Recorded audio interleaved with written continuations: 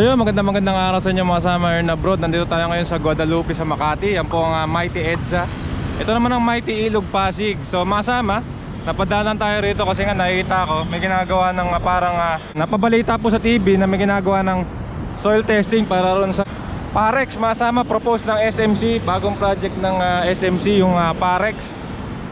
So yan, tatawid po yan from east to west papunta po ng Rizal. So ito po yung mismong Guadalupe Makati. Ito na yung side ng Mandaluyong. So nakikita nyo yun, parang kumukuha na sila ng soil. Dalawang malaking crane na naka-float. So yan, try ko na lang pong i-zoom yung parang naka-floating birds. So yan, nakita po kayo na nag-aangat sila ng drum para may kinuha silang parang soil sa ilalim.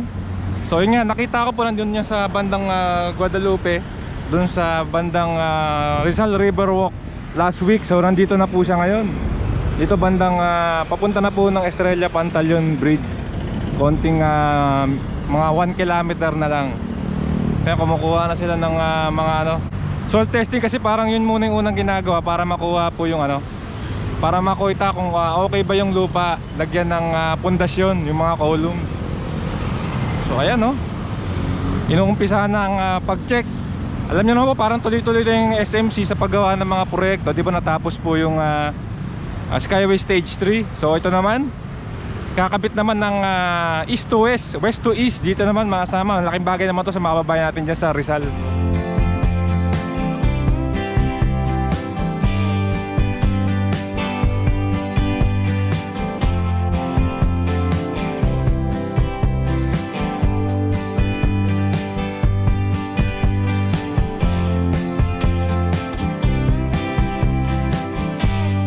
Ang ganda ng Guadalupe Cloverleaf mga sama, bukas na bukas yung fountain. Naglalakad lang tayo, walkthrough. Ito po yung MRT, yun yung Guadalupe Bridge. Naglalakad tayo, Guadalupe Bridge. Yan po yung EDSA Carousel, napakalupit po ng EDSA Carousel na yan. Masubukan natin, napakabilis, napaka-efficient. Ito na po, at papalapit na tayo. Isipin nyo yan, merong may mga nangingisda pa, marami tayong mga kababayan nangingisda. Ito po yung Guadalupe Cloverleaf. Para mini park, ang ganda.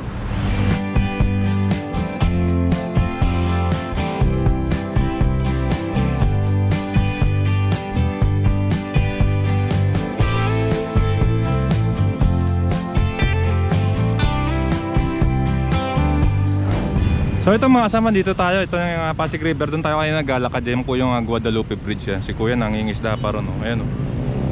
So yan, marami na mga nahuhuling isda. Pati po sa Mandaluyong side may mga nangingisda na.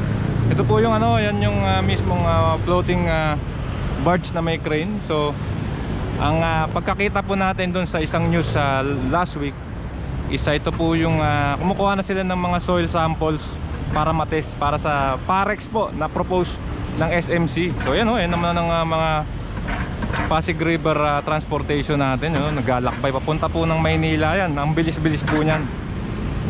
Mukhang on the go na rin. Sipin nyo, walang traffic yan, ang bilis, di ba?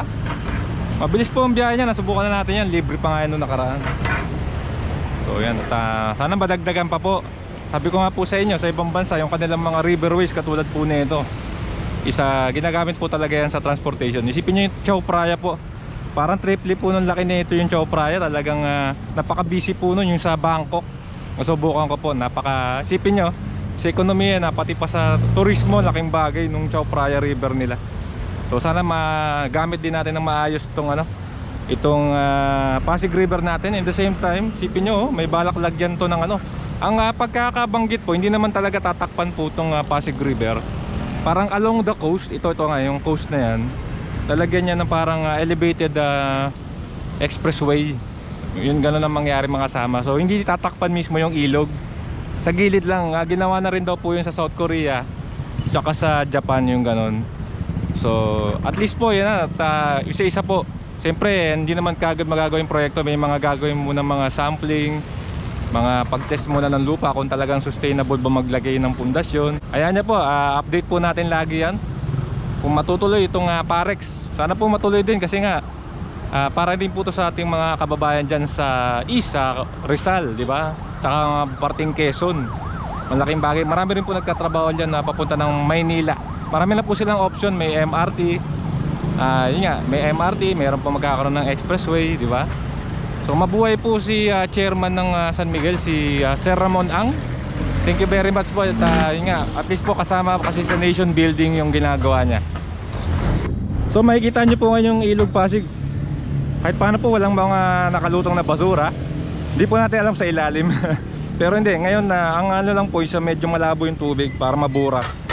Parang ano ba yung murky yung tubig mga kasama, parang murky. Siguro kasi nga nag-uulan po ng mga nagdaang araw. Ganyan naman po talaga pag body of water pag nag-uulan, parang nakakaukaw yung ilalim. So parang nagiging kulay murky yung tubig. Pero pag tuloy-tuloy naman po, magsa-summer time na. Sa gaganda naman din po yan. Gusto ko lang din mo pakita, sipin nyo, ito yung gilid ng mismong ating Ilog Pasig. So ito yung Makati side nga. Ito may mga painting, di ba? May mga mural, mga kasama. So yan, at nakakatuwa, may mga ganyan na mural paint. Kasi habang naglalakbay ka, nakaka-relax. Pati puro sa Mandaluyong side. Teka, zoom ko lang po. Sa Mandaluyong side po yan, oh.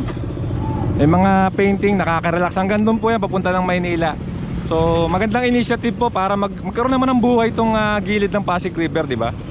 At para kasing kailangan natin na bukod dun sa tubig, pati yung gilid isa pagandahin din natin para yun nga pag nagamit na sa transportation, isa maganda kaaya-aya naman tignan habang nagta-travel ka, di ba?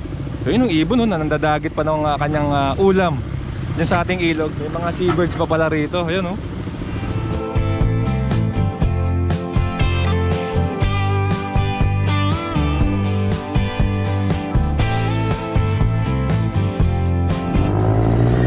So mga kasama, tungkol pa rin po sa Parex project ng SMC. So ito po palang project na ito, mas mura to, less expensive siya sa Skyway. Kasi nga walang right of way, so public po to, Ilog Pasig to public, so walang right of way. So kailangan lang siguro nila mag-comply at makakuha ng mga permit. At syempre manggagaling yan sa national government.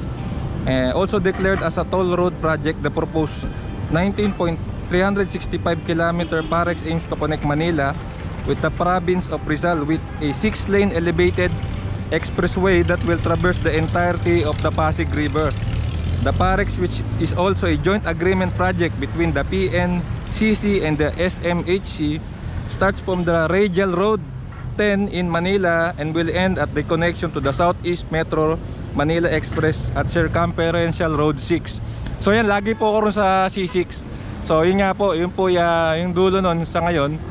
Isa naladaan ako sa Taytay. So talagang Rizal masama. 19 km pala to, almost 10 km. According to the TRB, the project will connect and utilize a 2.7 km portion of the Skyway Stage 3 from Nagtahan to Plaza Azul. Once completed, Parex will be composed of 3 segments.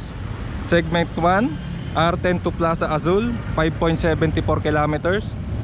So Plaza Azul to San Juan River, 2.70 km, may helicopter. So segment 2 po, San Juan River to C5 intersection, 7.3 kilometers. And segment 3, C5 extension to C6, 6.30 kilometers. So ayan, napakakabang-abang na naman pong proyekto. Sana matuloy at yun nga, kung ito po yung natuloy, siguro 2 to 3 years nakatayo na po yan. At talaga pong madede-congest na ang EDSA. Goodbye traffic na tayo. Siyempre nandun pa rin dapat ma-uphold natin yung traffic rules. Kahit po dagdagan natin yung mga highway, kung talagang may mga pasaway po tayong kababayan, pag coding is yun, may mga kolor mo, talagang pag dumami na lang talaga yung ating mga four wheels wala. So kailangan tulungan po yan, public, private sector, and then yun nga, mga citizens din, di ba, dapat makasama. So masama, kung nagustuhan nyo po itong video, inanya ko po kayo mag-like, comment, and subscribe, hit yung notification bell para updated po kayo pag may bagong tayong video. Maraming salamat po sa pagsama sa akin sa mga quick update lang dito sa Maynila at kabang-abang na projects. So sa mga paglilibot natin, maraming salamat po sa suporta. Keep safe, tiwala at malasakit, and then see you po sa next vlog update mga kasama.